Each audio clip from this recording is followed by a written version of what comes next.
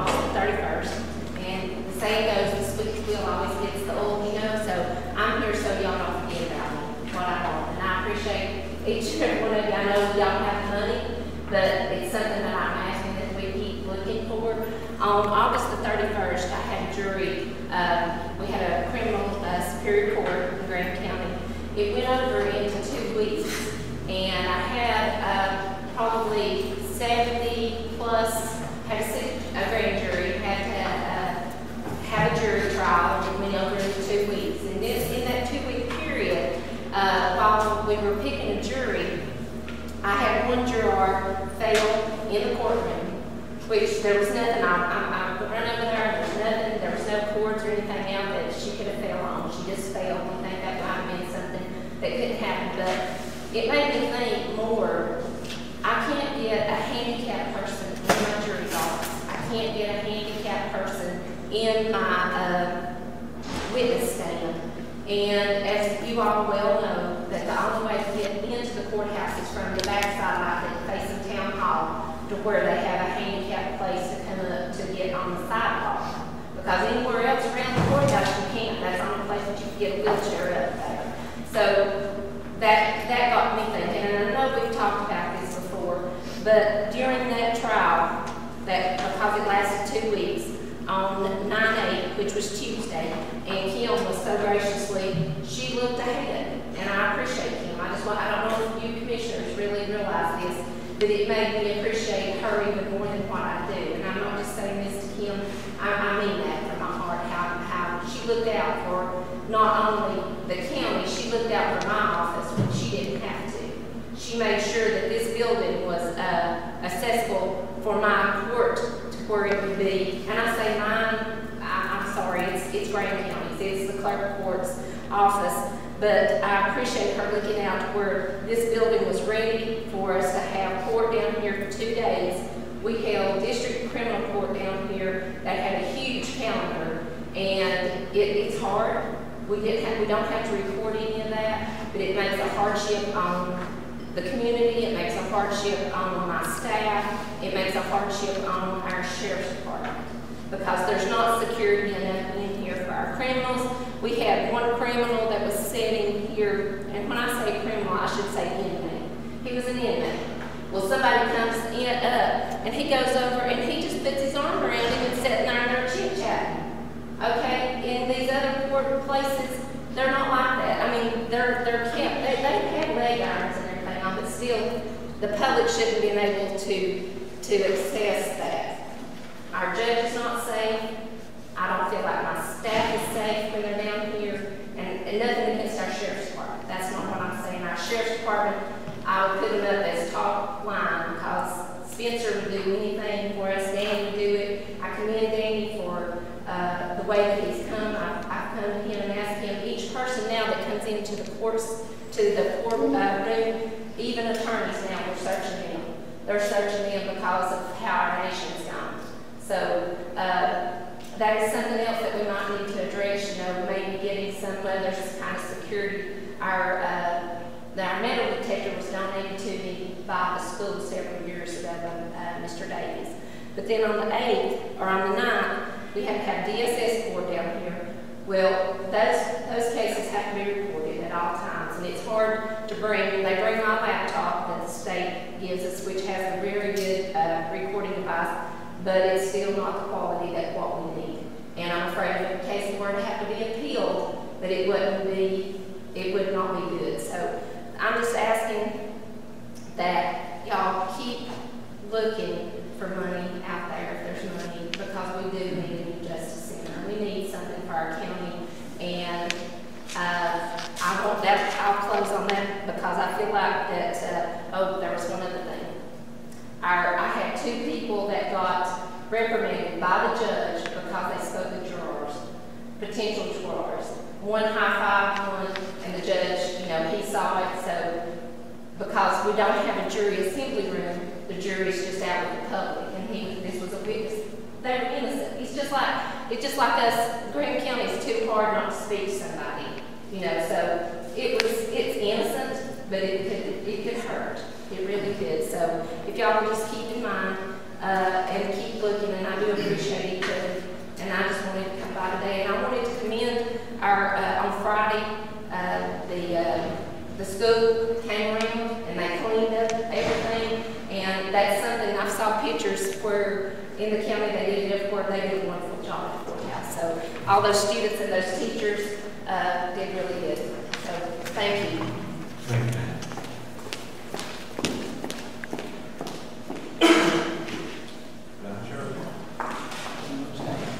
Mr. Chairman, are you okay if I present from my field?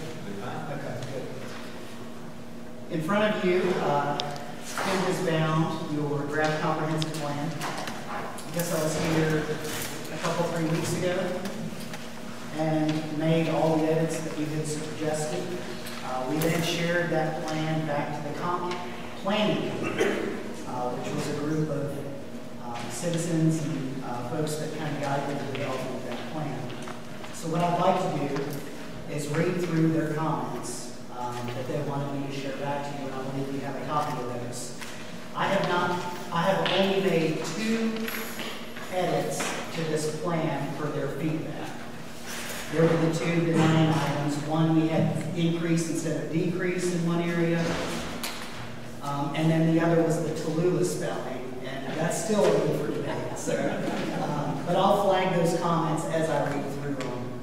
None of these other comments have been made. I want to reiterate that. So this is the plan in the condition that you last left it. So here's the feedback. Page 12. And some of these comments might seem a little bit benign, or they're not really going to change the overall outcome of the plan. Really, the strategies in the plan are the meat of the plan. So I'll just read through them, maybe offer a little bit of commentary, and if one of you wants to jump in and offer comments, then please feel free. So on page 12, there's a facilities section. Should the planned EBCI rehab facility be mentioned? Also the services that Smoky Mountain Mental Health provides through the school system. That's kind of getting down into the weeds. I mean, we can add those 2 changes if you want, but I did not make those changes. The next item, page 17, we weren't sure if the part about the Chiola River was staying in or not, but the committee suggests that it does. On page 17, it talks about the Southern Appalachian Cooperative Weed Partnership, which involves federal, state, private, and nonprofit partners. And you may recall, several years ago, there was a big sign down on the Chiola. Commissioner Jones and I were speaking about this a second ago. It was an ARA project, a stimulus project, American Recovery and Reinvestment Act, and they did some invasive weed management. I don't know if it was kudzu or what they were after down there.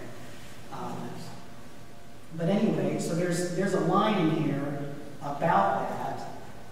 The one thing that I did not change, per your previous feedback, I removed the significant natural heritage area map because that survey was in progress and was fairly outdated. And so there's this line in here. I'll read the last sentence of the first paragraph on page 17. The Southern Appalachian Cooperative Weed Partnership includes federal, state, private, and nonprofit partners and has targeted management areas on public lands along the Chiola River and Stagoa Gap because they are significant natural heritage areas that are threatened by invasive species. I would, if in keeping with the theme of removing that map prior and removing mention of significant natural heritage areas, I think if I just remove significant natural heritage areas, and then you end up with the paragraph, Chiola River and Stagoa Gap because they are threatened by invasive plant species. And that would resolve that issue. All right, I'll make that change. Page 18, the majority of the committee feels that the county should be upfront about the acidic rock and steep slope issues in the county. Rather than completely removing that section, perhaps clarifying the issue by adding language about how the data was collected, how the samples were collected, etc. Now, to recap, the reason you all removed that at your last meeting was because it was the potential for acidic rock in the county, and it covered 2/3 of the county. And so without a more detailed geologic survey, you all gave me the go-ahead to remove that map. So the committee made that comment to you all. On page 38, the road capacity paragraph, this is one of those benign kind of comments. We just had increase instead of decrease.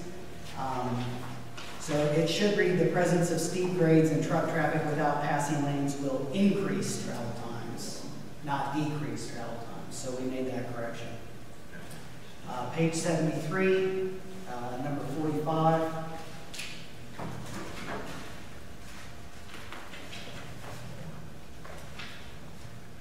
This is about the roundabout.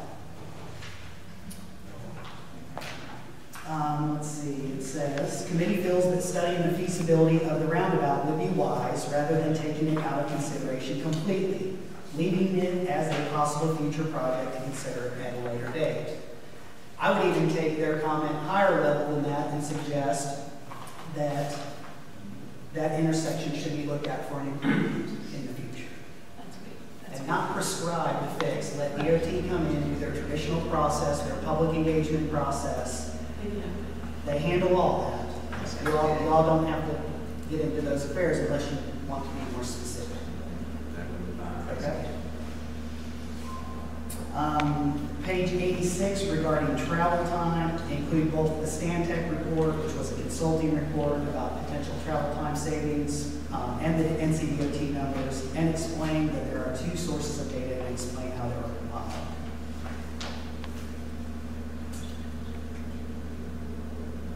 The next comment, Tallulah, is spelled incorrectly throughout the entire document. The creek's named one way. I think the road is named differently. It's kind of like over in Jackson County, we have, I think, 3 spellings of Tuckasegee.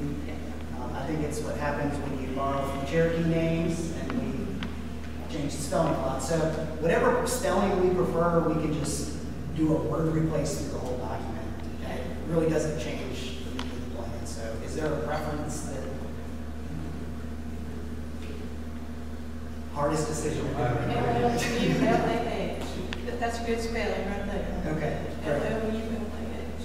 Okay. I think that's how it's on topographic maps, if I'm not mistaken. Okay. I've never been a visitor yet to pronounce it anyway. And in closing comment, thanks for presenting these considerations to the Board of Commissioners. The Comp Plan Committee requests that the final draft be mailed back to them. So that concludes their comments on the draft.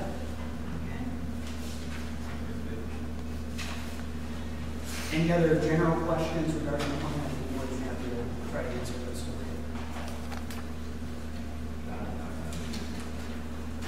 The only other tidbit or bit of advice I would offer, with Graham County being a small county,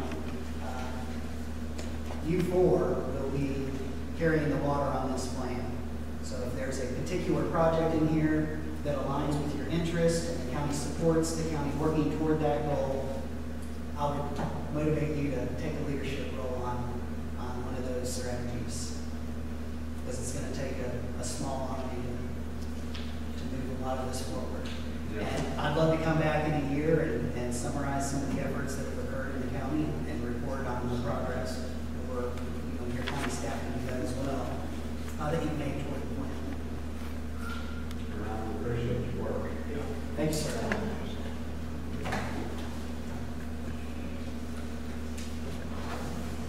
Now I have it listed in the regular meeting to be adopted. So if there's any questions now.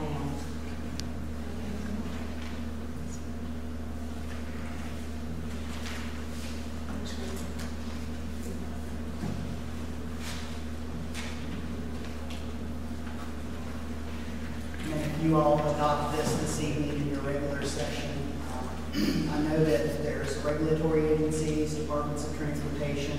They have their transportation plan. They want to see this document too. And this corridor day gets a fresh start and they start reanalyzing it again. I know we're getting tired of fresh starts, but they will read this document, those agencies, and it will help them understand Graham County a little bit better. We're actually going to get them into the region within the next month to spend some time with those. So hopefully the fresh start will be more informed previous Fresh Starts have been, because they'll have spent some time in Graham County, which I think is important.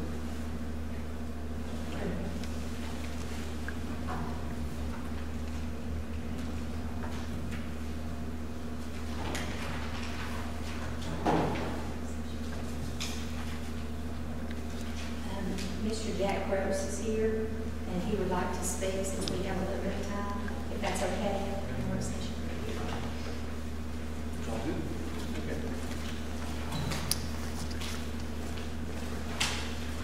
Good afternoon, my name is Jack Gross, property owner and taxpayer in the town of Lake Santillo, and I'm kind of hoping that I'm coming there and give some money.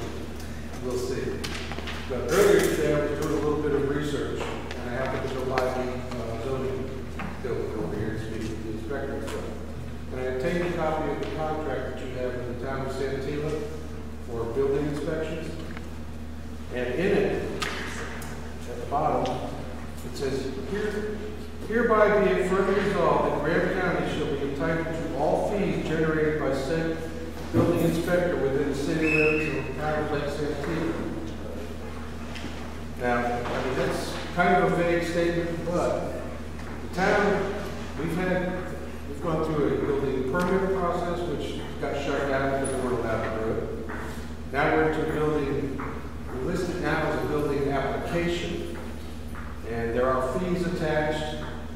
Originally, they were called impact fees. Now they've done away with that. We called it the wrong thing. It's become building application fees. The residents get absolutely no service for that fee. None. No certified inspections from anybody out there. No qualified architects or anything. So, but in that building application fee, the whole basis of it is if you have to have a county permit, then you have to have a building application fee. Building application, which there's fees involved. These fees, as you start as impact fees and stuff, are in the hundreds of thousands of dollars over the past few years. So I'm here basically to make you aware that this may be taken as those fees should be collected by you and not by the town. So, food for thought, that's what I found.